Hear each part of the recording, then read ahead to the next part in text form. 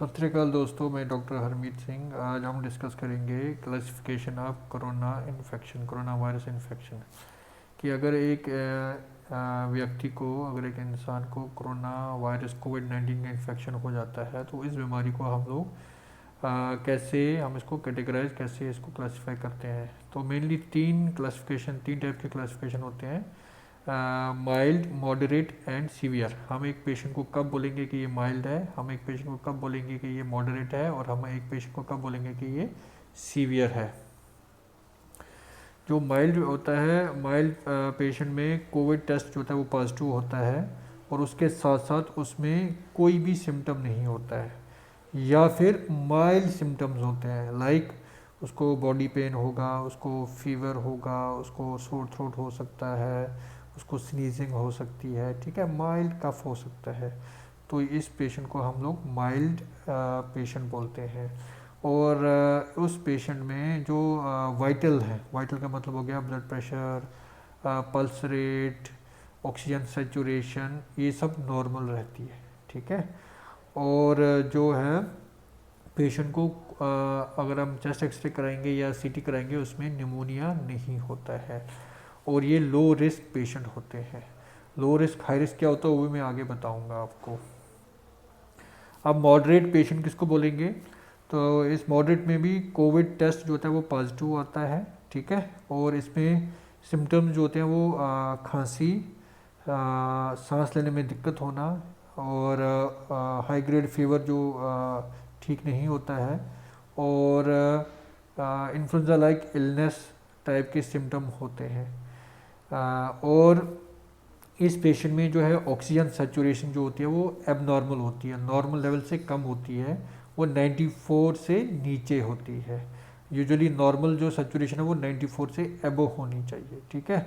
और इसमें जो रेस्पिरेटरी रेट, जो हम सांस लेते हैं, हम यूजुअली नॉर्मल सांस जो लेते हैं 16 से 18 या 16 से 18 बार 1 मिनट में लेते हैं, और इस पेशेंट में जो है वो 24 और 30 के बीच में होती है, ठीक है। 20 मोर देन 24 होती पर मिनट होती है, तो जो कि बहुत ही ज़्यादा है।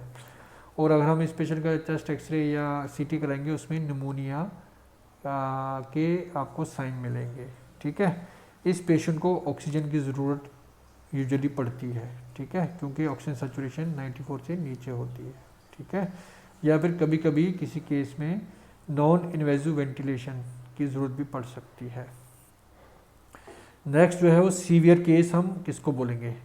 सीवियर वो होता है जिसमें जो पेशेंट, जिसमें कोविड टेस्ट पॉजिटिव आता है और ऑक्सीजन सेचुरेशन जो होती है वो लेस देन 90 होती है, ठीक है। और इसमें रेस्पिरेटरी रेट जो है वो 30 से एबो होता है। जो मॉडरेट था, मॉडरेट में आपको 24 और 30 के बीच में था, इसमें 30 से ज़्यादा होते हैं, जो कि बहुत ही ज़्यादा एबनॉर्मल होता है। और इसमें अगर हम इसका चेस्ट एक्सरे या सीटी कराएंगे उसमें आपको निमोनिया मिलेगा, ठीक है।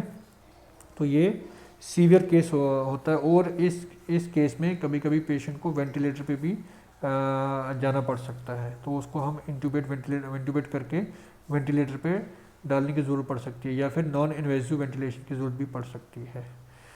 और नेक्स्ट जो है हाई रिस्क पेशेंट किसको बोलेंगे? हाई रिस्क, ये बहुत ही जानना ज़रूरी है, क्योंकि हाई रिस्क पेशेंट वो होता है जो कि जिसको हिस्ट्री ऑफ डायबिटीज़ हो, हाइपरटेंशन हो, कभी स्ट्रोक, ब्रेन स्ट्रोक हुआ हो, या उसका किडनी का बीमारी हो जिसको हम क्रोनिक किडनी डिजीज़ बोलते हैं, या किडनी ट्रांसप्लांट हुआ हो, या उसको क्रोनिक लिवर डिजीज़ पेशेंट है अगर वो, या फिर उसको अगर किसी प्रकार का कैंसर है, मैलिग्नेंसी है, और अगर कोई पेशेंट ओबेज है, ओबेसिटी है, और जिसका एज मोर देन 60 है, तो ये सब कैटेगरीज जो हैं ये हाई रिस्क पेशेंट में आते हैं।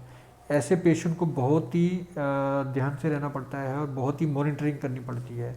मॉनिटरिंग और ट्रीटमेंट के बारे में मैं अपने नेक्स्ट वीडियो में आपको बताऊंगा। Thank you.